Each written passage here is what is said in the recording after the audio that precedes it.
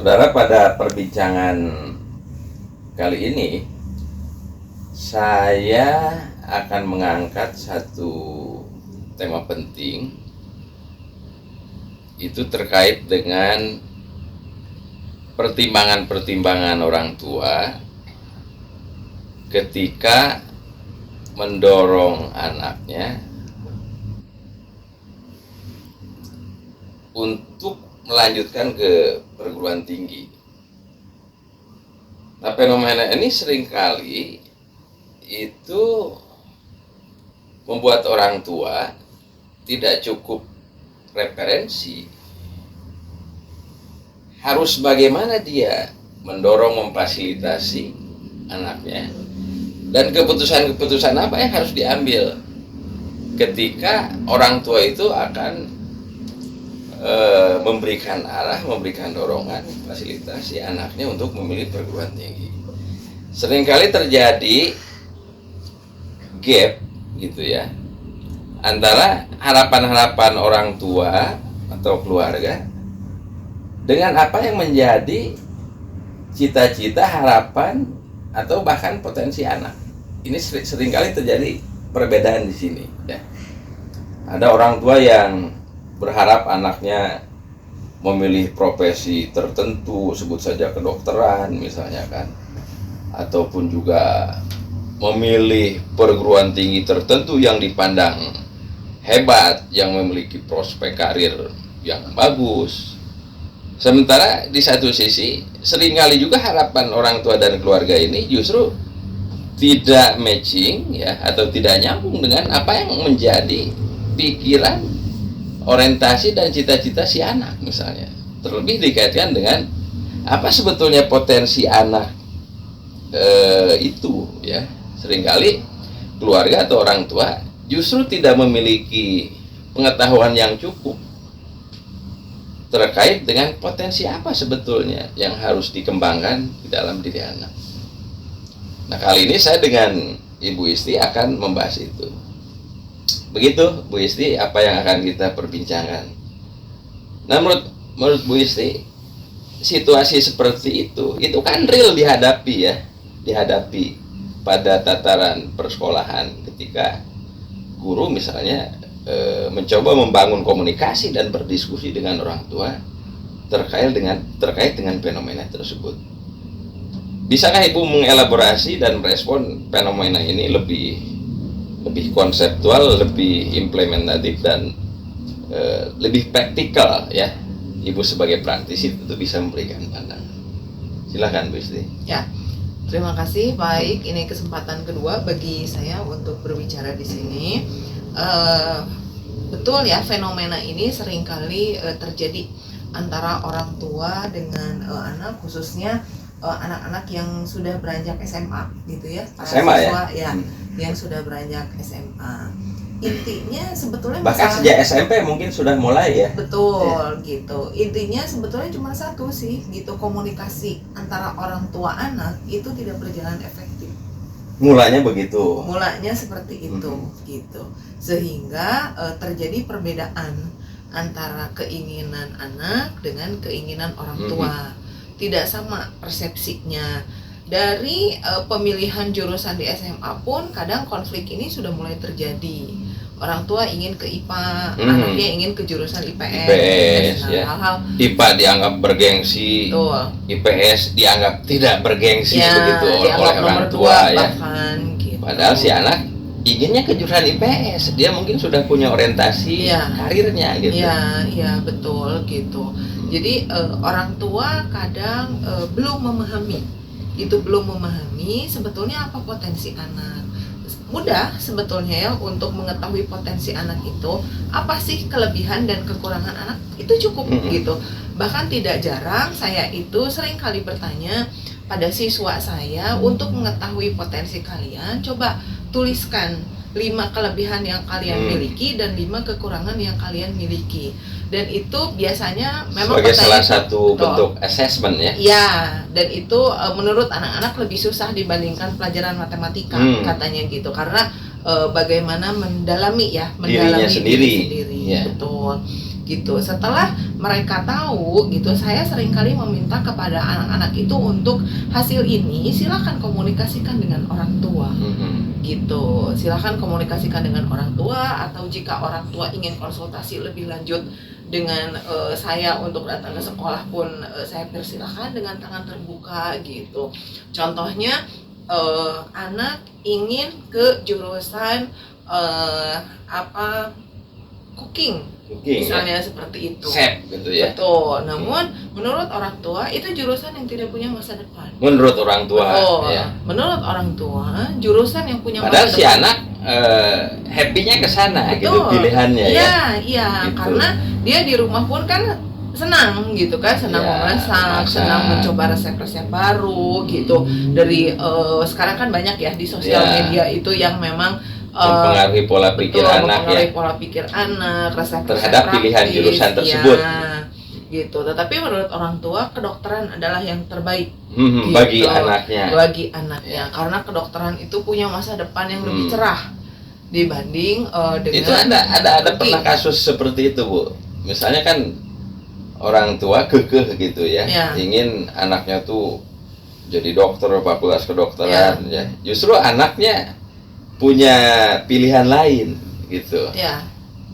Tetapi karena misalnya si anak itu seringkali pernah ibu cerita ke saya hanya sekedar untuk memenuhi keinginan dan harapan orang tua, akhirnya dia ikut-ikutan seperti apa yang diharapkan oleh orang tuanya. Benar. Itu terjadi sama murid saya perempuan. Oh, pernah terjadi? Ya, sekarang bahkan anaknya ada di luar ya, di luar negeri gitu. Dia mengikuti dulu gitu karena dia lulus fakultas kedokteran. Ya, dia lulus karena dia bukan tipe anak yang berontak dalam tanda petik ekspresif gitu ya. Udah dia nurut aja. Apa yang menjadi dia harapan masuklah orang tua. ke kedokteran karena memang basicnya anak ini cerdas gitu ya. Prinsipnya cerdas. Ya, dia masuk ke kedokteran. Dia sudah menyelesaikan profesi kedokteran dan lain sebagainya hingga selesailah dia menjadi seorang karena dokter. Anak ini cerdas, orang tuanya berharap dia masuk ke fakultas kedokteran dan jadi dokter begitu ya, karena cerdas gitu. Ya. Setelah dia selesai, lalu dia berikanlah gitu ijazah kedokterannya. Ayah, bunda, ini saya sudah selesai menjadi seorang dokter. Ini ijazahnya. Sekarang berikan kesempatan pada saya untuk bisa memilih begitu jurusan apa yang saya inginkan. Di situ kan orang tua juga shock ya gitu. Pada akhirnya. Ya, pada akhirnya orang tua juga shock. Kenapa bisa seperti ini? Jadi walaupun orang tua mungkin baru sadar kemudian ya, itu pun setelah perjalanan panjang si anak tersebut sampai pada jenjang menyelesaikan pendidikan dokter. Tapi kemudian profesi itu justru tidak menjadi pilihan anak tersebut ya, malah dia punya pilihannya sendiri. Iya, dan karena anak ini cerdas gitu, dia pun bisa mempertanggungjawabkan pilihannya yang sekarang itu. Dia menjadi seorang master chef yang cukup handal gitu ya di negara Paman Sam di sana. Padahal dia lulusan fakultas kedokteran. Betul. Dari universitas terbaik paling tidak di negeri ini. Iya, seperti itu. Nah, dari situ kan kita bisa belajar ya. Betul, betapa pemaksaan kehendak dari orang tua itu belum tentu menjadi yang terbaik untuk anak. Bagi anak ya. Ya, itu barangkali baik ya gitu contoh-contoh nyata ya. Nah, itu Bu Isti, jadi apa yang harus dilakukan oleh orang tua untuk mencoba barangkali gitu ya, mensinkronkan antara apa yang menjadi harapan orang tua, harapan oleh keluarga gitu ya, dengan potensi yang dimiliki anak, supaya sinkronisasi ini itu terjadi lebih dini ya, lebih awal begitu. Ada proses kesadaran, orang tua sadar dengan harapan dan orientasinya, anak juga sadar dengan harapan dan orientasi dirinya gitu. Sehingga disinilah terjadi titik temu barangkali. Nah, untuk biasa seperti itu apa yang harus dilakukan begitu? Ya, Kalau anak sudah besar, artinya sudah remaja ke atas gitu ya, dari SMP, SMA gitu, itu sebetulnya mudah gitu.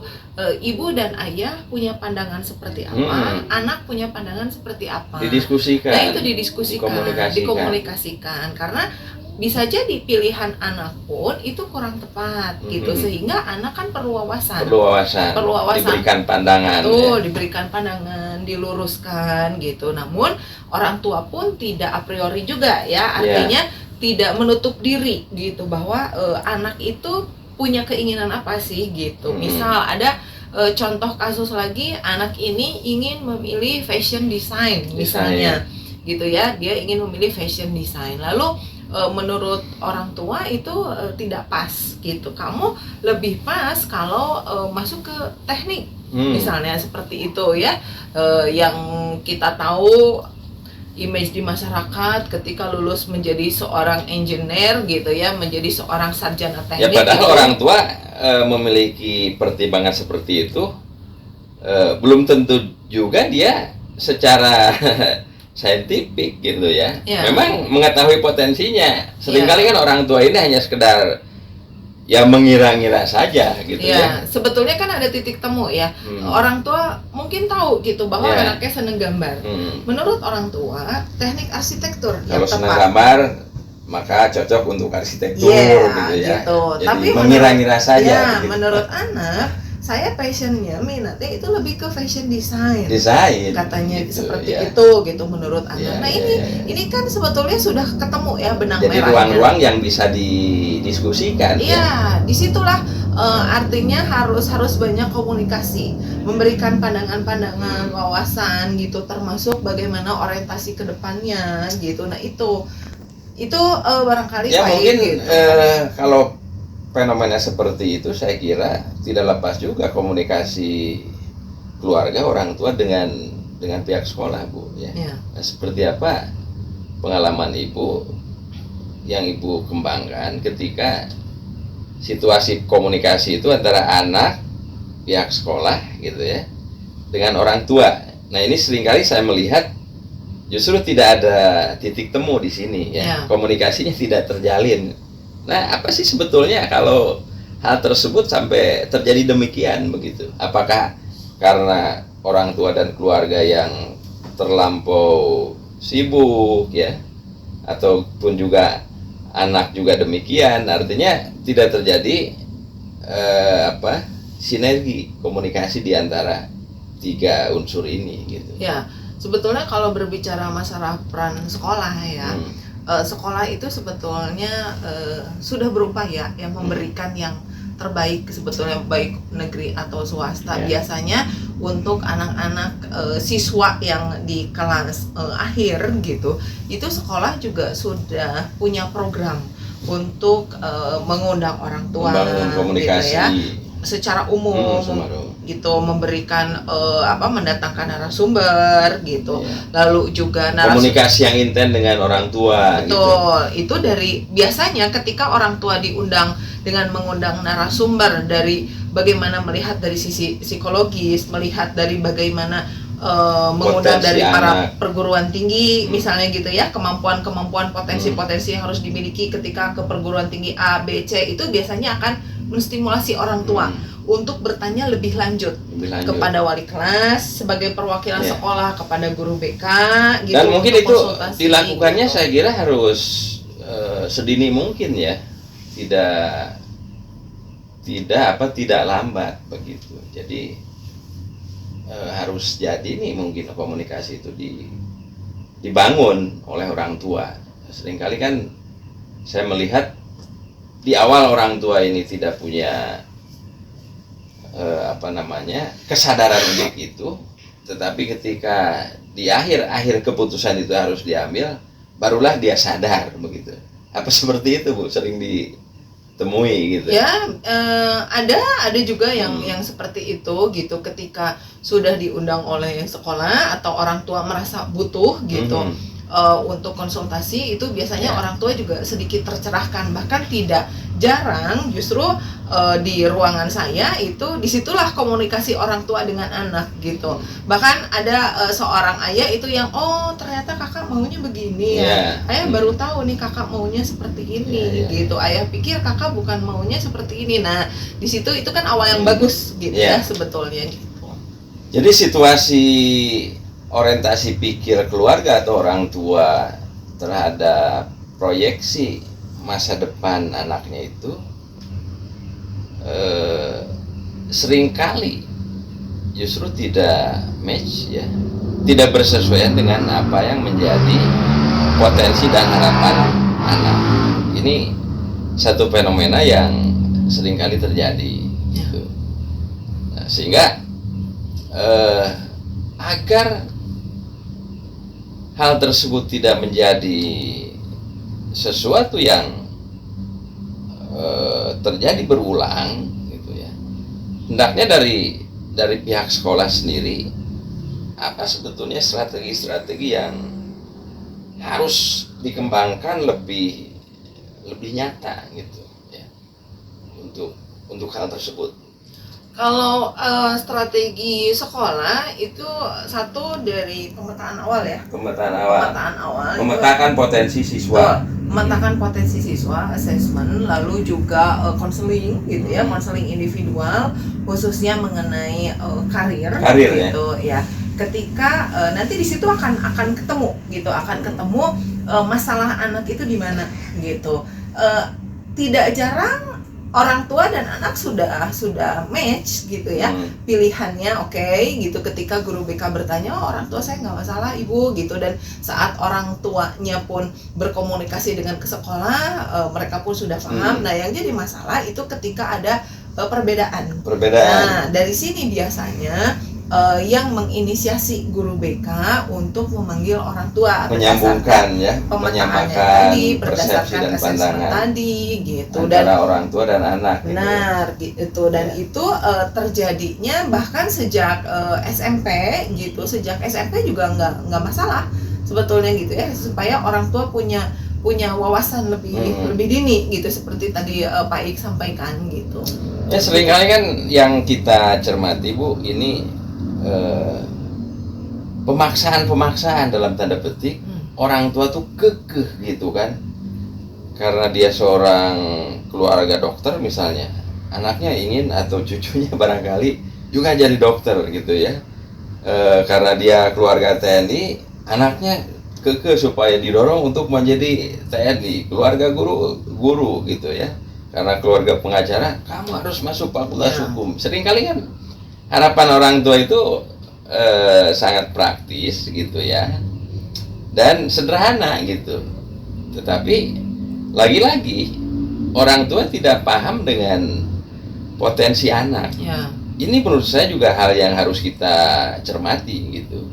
Sehingga pertanyaannya bagi saya, kok kenapa orang tua itu sulit ya, atau tidak memiliki pemahaman yang cukup tentang potensi anaknya? Ini problemnya di mana gitu dalam konteks ya suasana kehidupan dewasa ini gitu ya.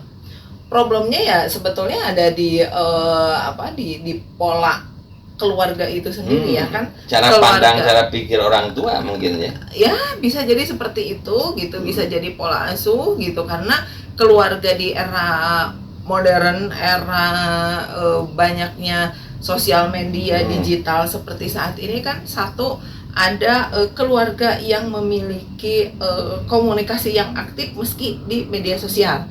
Ayah sibuk, ibu sibuk gitu ya, anak sibuk dengan sekolahnya, dengan aktivitasnya, tapi mereka punya grup keluarga di situ.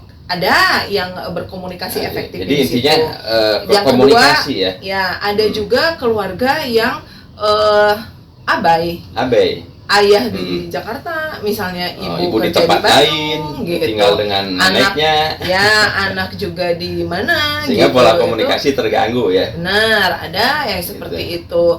Ada juga yang di awal orang tua membiarkan, tapi di akhir mengambil keputusan gitu. Ada yang seperti itu. Nah itu sebetulnya yang biasanya mempengaruhi tadi miskomunikasi antara orang tua dan anak terhadap orientasi di perguruan tinggi. Terima kasih Ibu Isti atas penjelasannya. Saudara,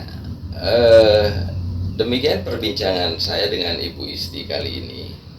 Dan apa yang bisa kita ambil dari perbincangan ini tentunya dalam konteks pemilihan, ya, dalam konteks pemilihan karir, orientasi karir anak ke depan, ini kuncinya adalah orang tua atau keluarga harus betul-betul memahami potensi anak itu apa, sehingga diharapkan jalinan komunikasi antara pihak keluarga, orang tua dengan sekolah ini harus betul-betul dibangun, dibina dan dikembangkan dengan intent. Inilah saya kira kuncinya, ya.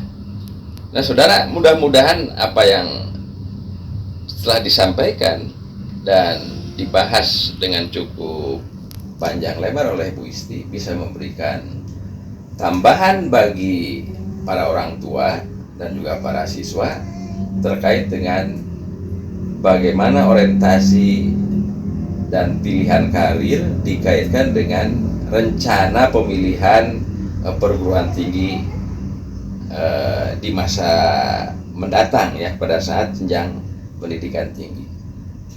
Saya kira demikian perbincangan saya dengan Bu Isti kali ini. Terima kasih atas perhatian saudara. Semoga bermanfaat.